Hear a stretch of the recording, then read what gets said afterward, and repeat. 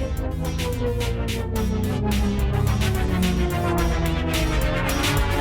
Jake. Hey, How's it going? I'm doing pretty good. I'm a little fatigued today. Why is that? I could really use some coffee because I had a top secret mission today All right. and I had to drive to Oklahoma City and back today, 7 hours. So I'm a little groggy. I could use a little caffeine. Yeah. Yeah. Well, why did you have to drive back and forth? Well, I had to deliver Dancing Ferris to Jake and Kate. Do you want to tell them what that's all about? So Dancing Ferris is a Funko Pop, which is basically modern day like Beanie Baby that people buy all these little things. And it's been going back and forth between Scott and Jake for a while now. And we slip it in different ways to get it different places. But we decided to take matters into our own hands today. And the kids have been here this week, and Scott decided to literally get up this morning, tell the kids that he was working in Dallas, drive to Oklahoma, put this on their porch, and then drive home. They were 2 hours behind him driving home today themselves. And so when they got there, they couldn't believe that Dancing Ferris was on their porch. The shock value was well worth the fatigue I have right now. But you need some coffee. I do. Boy, do we have a place for you. We like to go visit coffee shops. For a while there, we were going like almost pretty every Sunday, and just like trying different ones. And I think you're more into the coffee maybe than I am. Yeah. I'm into the vibe of the place. Like, is it comfortable and can you hang out here? And so I think I look at the vibe and you're more into the coffee. Yeah, and we like to do the different little videos on different places. And we found this great one. We did. Main Street in Mansfield. We did a reel with it because it's so unique. Yeah. And the thing is it like meets both of our needs. Like the coffee was really good. It was really good. Yeah. Really good. You liked it. And actually took other people there and they were all like, everything they had was so good. I feel like that's unusual. And then the decor. I mean, you love the functionality of the place and like it's very cute decorated. It's really amazing. So we got to interview them today. Amy and Daryl, they own the Flying Squirrel in downtown Mansfield. It's like the old town part of Mansfield. And it is the cutest shop you've ever been in, the most lovely people you've ever met. And we can't wait for you to meet them right now.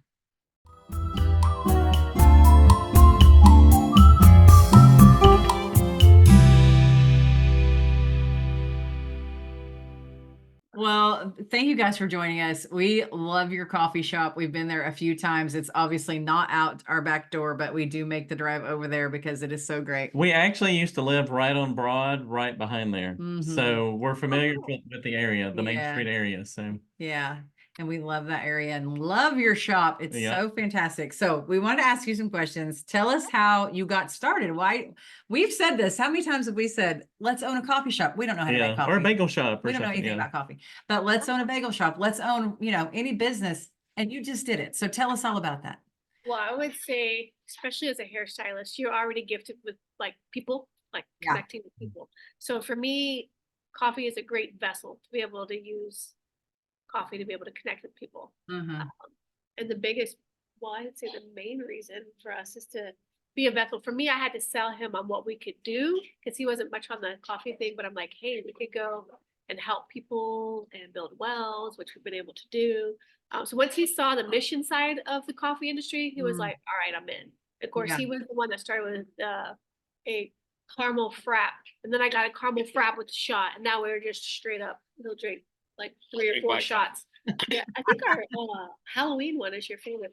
Candy macchiato is his go-to now. So all right. If you didn't ask me that 4 or 5 years ago, I'd have been like, no, he doesn't drink coffee. But yeah, that's, I would say for him, definitely the mission work. And for me, it's just because I love coffee. I love people. I love Jesus. And it's a way to incorporate everything together. Yeah, I was going to ask that because I did notice that you do have a lot of scripture around your coffee shop, which I love. And so, yeah, I was going to ask if you guys were believers and how that played into your whole mission of your coffee. Absolutely. Yeah. So, well, you go ahead. You can talk. Sorry. No, I'll take over. I mean, before we even opened our first coffee shop, our church was moving to a new building and they were opening one. And it just hit at the same time. And I knew that was Amy's passion, what she wanted to do. So very uncomfortably approached the preacher one day and said, hey, y'all are doing a new building. Would you want to have a coffee shop there? And so he said, let's have a meeting. I'm like, no, I just had a question. I want a meeting. But we sat down. He asked Amy, well, why coffee? And she's coffee stuff. And he looked at me, why coffee? And I said, man, I I don't really like coffee. Like she said, I see it as a conduit for mission opportunity because we visited, there's a Christian book by Mark Patterson that Circle maker. Circle maker. Yeah. so our church had done that, and part of the whole thing with that was this building that they wanted that used to be a fire station that ended up being a coffee shop. And when we visited it, they had pictures on the wall of wells they had dug and Farm. or drilled, and yeah, all these farms they were helping. I thought, man, how cool to be able to do that one day. Yeah. And I had no clue that within 4 years we would be able to do 2 of them. So Wow. it's been awesome. That's crazy. And where did you do those? Where? In Kenya, we actually, Okay. her and I went on a mission trip years ago to Oaxaca, Mexico. But last year we went to, but prior to us going, we had donated some money through the coffee shop to dig a well. Mhm. And then we went on mission to Kenya last year and actually got to go to the church/school where that well is and just meet those people. And then I don't even think we're back on the ground in the US. And he was like, we're doing another. We're doing another. Yeah. Well, Where in Kenya where in Kenya were you? Nairobi. No, Okay. so Kisumu, actually Okay. south of Kisumu. So you go south from Nairobi to Kisumu, and then they're even further south. It's probably only 10 miles, but it's an 8-hour drive. Oh yeah. Yeah. Because Yeah. my youngest son and I went, gosh, probably 6 or 7 years ago to Kajabe. Okay. And we did some baseball clinics there. We were trying to teach the kids how to play baseball. Yeah. At the orphanage. So Yeah. Yeah, I took a football with me, and they kept kicking it like a soccer ball. Exactly. Yeah. we could get them to catch it, but then they would throw it down and kick it back to us. So we had to figure out, hey, you're supposed to throw it back to me. So Yeah. we figured it out quick though. So What's the ministry that's building the well? Like, who are you partnering with? So it's House for a Home. It's actually one of our associate pastors. His son is a realtor, and with every home that he sells here, he takes a portion of that and builds. I mean, it only costs a few $100s, but builds a home in that area of Kisumu and in Kenya. Mhm. And so we were. I mean, the house thing is amazing. We've been able to help with one of those, but just something about the coffee and the well just was Yeah. something that really was hit home for us. So we asked him, and he partnered with a group that's already there called Nourishing the Nations, and through them we were able to get the money over there, and it's kind of hit or miss as far as the cost, anywhere from about 5,000 to 8,000. Yeah. Just how depends on what they hit when they start drilling. Yeah. that's cool. awesome. Yeah. A friend of ours has, I don't remember the name of Corey's mission, but they have a purification system for water that they take to Kenra's hair color. Yeah. I literally She literally came I in from just work. literally So walked in from work. I Yeah, got it's hair hair in the brain. products I and like Hope Riot, the hot purple. yeah. Those are my Pop favorite. Riot's good. I That's ran good a spa before this, so I got Pop Riot's good. Anyhow, they have a purification system where that they tell the story of the gospel by purifying water kind of in front of them, like and showing them like how that process works. Anyways, it's pretty cool. I don't remember the name of it though, but yeah. It was neat. We got to go so the well that was drilled is right next to a church/school. And so we got to go there, and we met the preacher from that church. He was one of the 5 preachers we partner with over there. And so we're all introducing ourselves, and I'm like, this is Amy. This is the flying squirrel. And he just stops. And that was cool. because, we pictured providing water to a place where they have dirty water, so it's neat to be able to give clean water, Yeah. but just didn't even take it to that next level. And he's like, well, here's the deal. We provide water for 400 families. So that's about 2,000 people a day. Wow. And he said, when they come to the well, if their kids don't go to that school or are not a member of that church, they actually share the gospel with them. And they've had several people start going to church there and come to Christ because of this. Wow. So, I mean, just, Yeah. yeah, it's that's only- incredible. It's only water. Yeah. It's That's not so only water. Yeah. So that was awesome. Yeah. And that is amazing. That is amazing. Okay, So you cool. mentioned flying squirrel. You've got to tell us where the name came from. All right, that's me. I can do this one. Yeah. Okay. So flying is because my dad was a pilot. He flew in Nam, so he was in the Air Force for, I was 21 years and something. He could tell you to the minute. And then he retired and flew for American Airlines. So he was always a pilot. So he's the flying part. And then if you sit on this call long enough, you'll see I'm super like squirrely, ding ding. So squirrel, so flying and squirrel collaborated. So he and I used to go on coffee dates on Thursdays. And so he and I talked about opening up, well, not together, but he knew I wanted to open a coffee shop. So when he passed away, what was it, like 4 or 5 years later, when I was able to open up the shop. So I had to make sure that I was a way to incorporate him in it. Yeah, that's really cool. Hmm. And it's so special. I mean, anybody that coffee shops are such a big deal, you know, they are kind of everywhere, but it is a place you go to, like, for community and to sit and chat with people. We actually have a good friend that comes in there, I think every Friday with her granddaughter. She's, I think, mentioned her before, with Carrie Perkins, with the little cute little red-headed girl. Well, on herself, she has red hair. Son was the one that came in, he had like heart issues. He's a young guy. I know them. Yes. He's coming on Sunday for a And while. now her mom comes. So it's funny because, like, I know DNA is a thing, but it's like the mom, Carrie, and her granddaughter and daughter. Yes. And They are all spitting image. four Yeah, generations. they are. Yeah, yes. And you haven't seen the mom of the daughter, but she stays in line with all of them. Yes.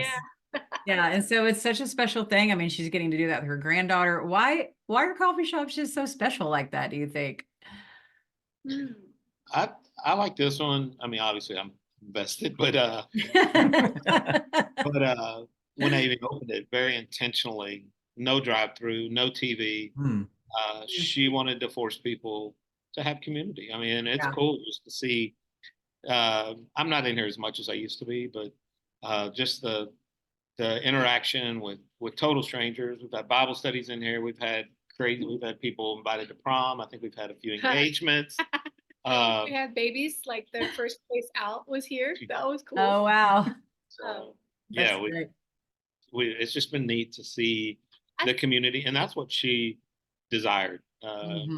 She was with a company that we won't name, and they got focused on speed of service and stuff like that. And I understand they're very successful, but Amy's desire was to have a place where you had community. But then COVID hit, and then I wish I'd had a drive-through. I won't lie. We opened November 21st, 2019, and then closed March 16th. I was like, oh gosh, drive-through right now. But I know she never. I mean, we didn't through COVID. We never closed. We followed some of the crazy rules, and you know, we've had a few freezes where just for safety reasons we closed the doors. But other than that.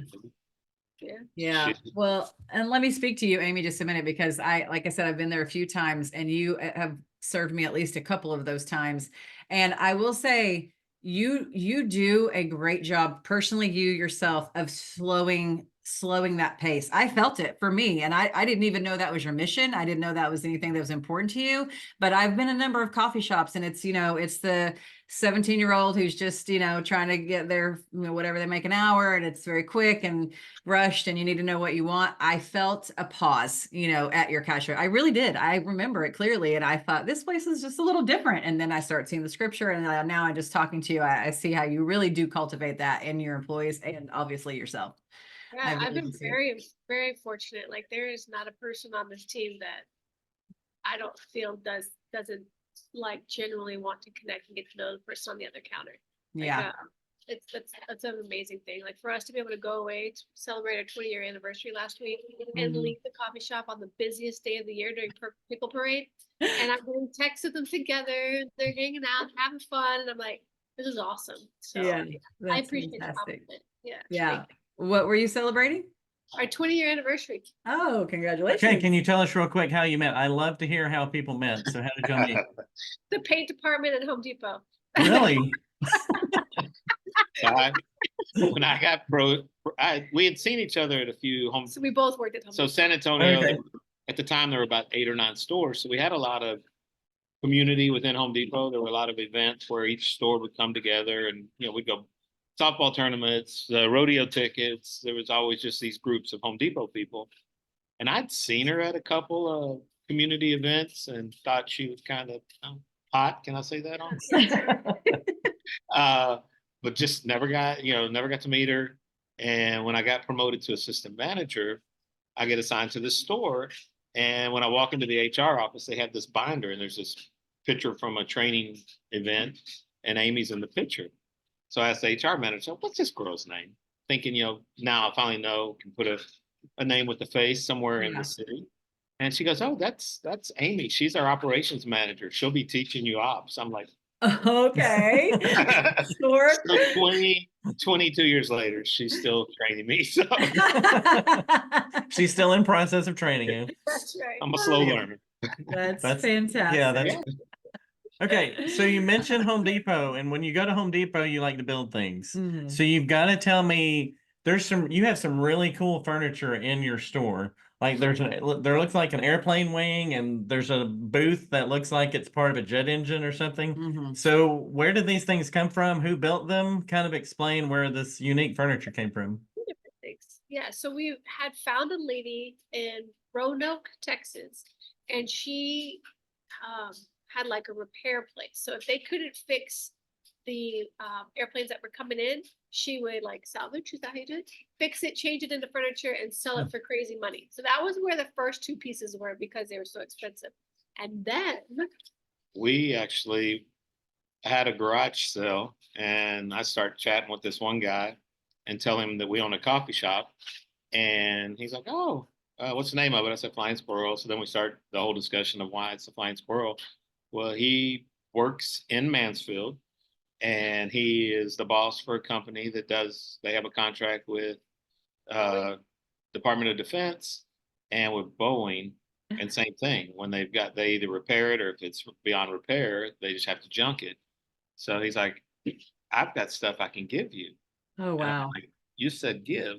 The I heard first lady, her stuff was art, and it was art prices. So I'm like, give is my language. So Yeah. we went over there, and in hindsight, I realized we were helping him out because we took some junk that he would have had to get rid of off Yeah. his hands. But I had an amazing chief of police that I worked for that could build and do anything, and he built the wing that is right there at the front. Mhm. He did all that. Wow. The booth that we turned in, or the jet engine that we turned into a booth, sign. he was able to do that. So Yeah. metal, wood, he could work magic. So I worked at Home Depot, but I didn't pick up those skills. I outsource. It was cool 'cause it was also during COVID, so we're sitting there like, I call my son, what grade was he in at that time? I don't know, 2020, a freshman? Yeah. Yeah, he was a freshman. So we're sitting in here and it's just he and I was like, all right, if you'll help me with labor when people do come in, I'll one day buy you those Jordans you want. So we call them the COVID Jordans, right? So eventually we opened back up. But he and I were sitting in here, and Chief Mentor drove up with this trailer. And you're already all bummed because it's COVID. And there's like, oh, this shining, cool art display. He wouldn't take a penny.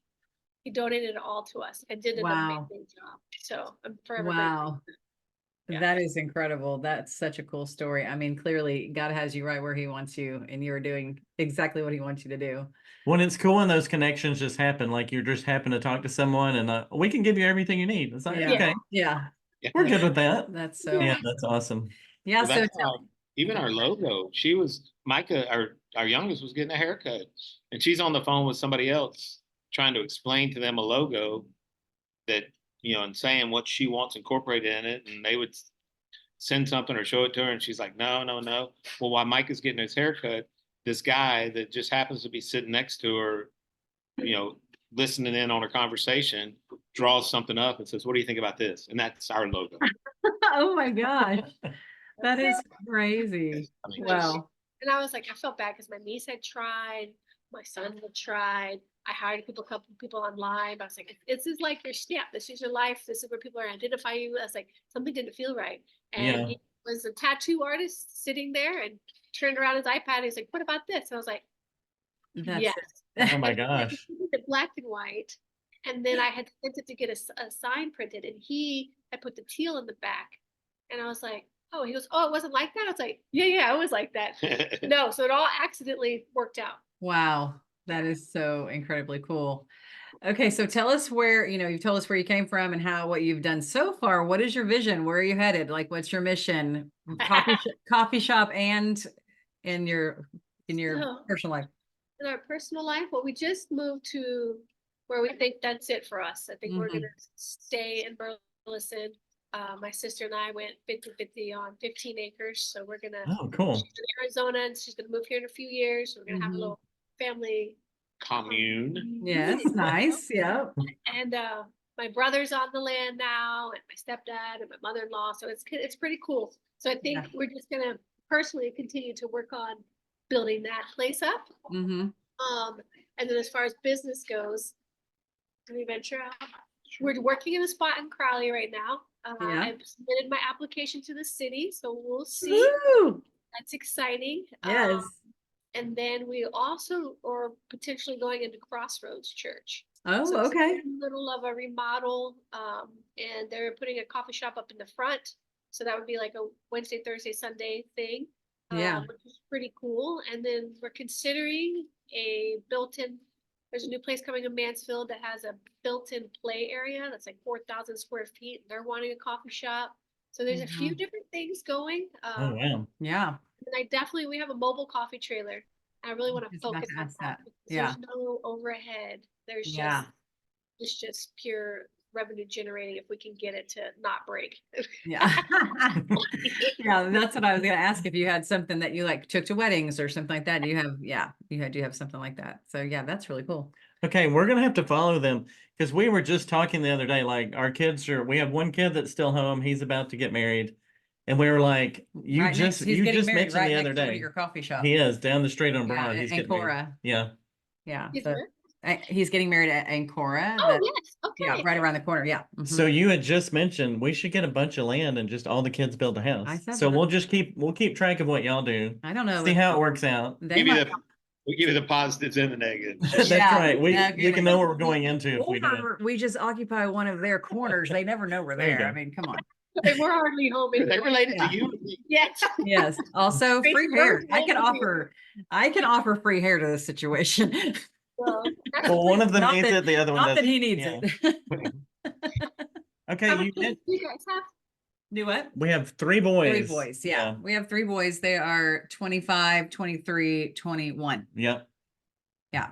So we're just at the 2 are about to be married off, and 1 lives in Colorado, and mostly he lives in a tent. yeah, Yeah. and he's a kayaker He's and the raft guide. Yeah. and so Yeah. yeah. So we're just at we're at a weird crossroads where we're just trying to figure out like where God wants us to be next. So Yeah.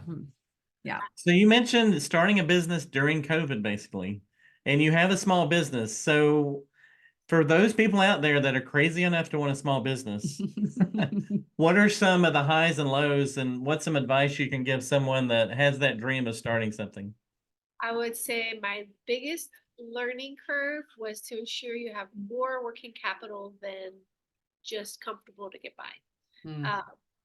Because had we had a little bit more, it maybe have not made COVID so scary. I mean, it made it was scary, period. But I think just to be able to have a little bit more financial comfort level would be key. People talk about 3 to 6 months. I would say 6 to 12 months if you can get working capital.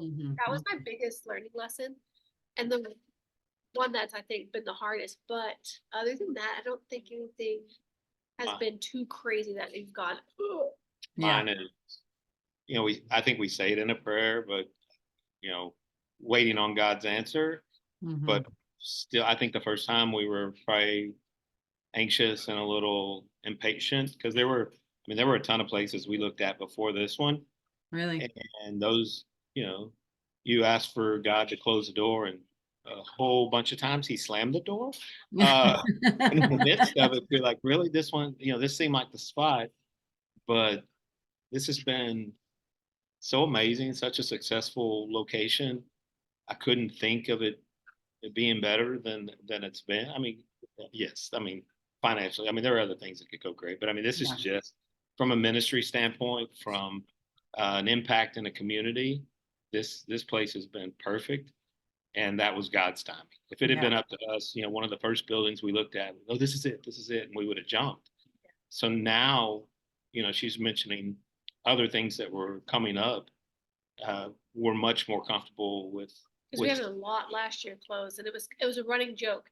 If you need to sell or lease your property and you can't, and it's been on the market for a year, just let me show some interest, and you'll have a buyer today. Times last year, and so at the beginning of the year, our preacher asks us to fast, and I was like, all right, I'll fast. This particular time, I don't really know what I'm fasting for, and I was like, but okay. So I fasted coffee, like no, not even just caffeine. Like no decaf, no caffeine at all.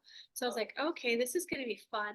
And then all of a sudden, 3 new opportunities that I never would have pictured going into a mega church. I would have never pictured going into a hospital playground. I was always thinking Burleson was my next spot, but then maybe nothing is locked in yet. So I don't really want to say that it's a sealed deal, but it's closer than it has been in the last year of searching for new opportunities. Yeah. We all want God's answer to be yes, but a lot of times it's no or wait. And just for people to, when you pray that, mean it. And again, rejection's okay. When he closes door, it stings. But I look back and I think about, we had looked at a place on Cannon that we almost went into, and they're already open and closed, already gone. And I'm like, oh, you just saved me from that. Or, so now I'm really even more trusting that when those doors close, he's protecting me from something else. So yeah. Don't look for the flesh, look for the spirit to guide you, or we would have 6,422 coffee shops at this point. And a lot of debt. And no money. Yeah, that's the scary part. Yeah. Reading articles about people opening up with no money. I'm like, show me how. But I tell you what, to go back to your COVID question, opening up during COVID, this community was unbelievable. We had, I'll put his name out there, Scott Bowman would come in just to support us because we were that small local business that was trying to do it.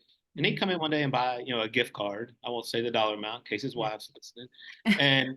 But then he'd come back in the next day and order a coffee and a gift card. Like, come on, you just got one yesterday. He's like, no, I need another one. But just that knowing, understanding our struggle and what we were trying to do, and just the community that gathered around and supported us on crazy. Yeah, that's incredible.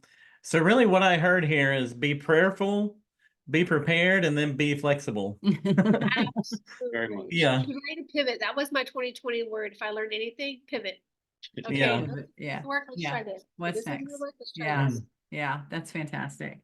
Well, guys, thanks so much for taking time to talk to us today. I feel like we just met our new best friends, and we should probably come have dinner with you. We're definitely going to show up in Mansfield, and we'll show up in Crowley if it happens. So. Wait a minute, they're moving to Burleson, so y'all gonna find come out on the land. Next to that's right. I feel like there's a cookout in our future. There you go.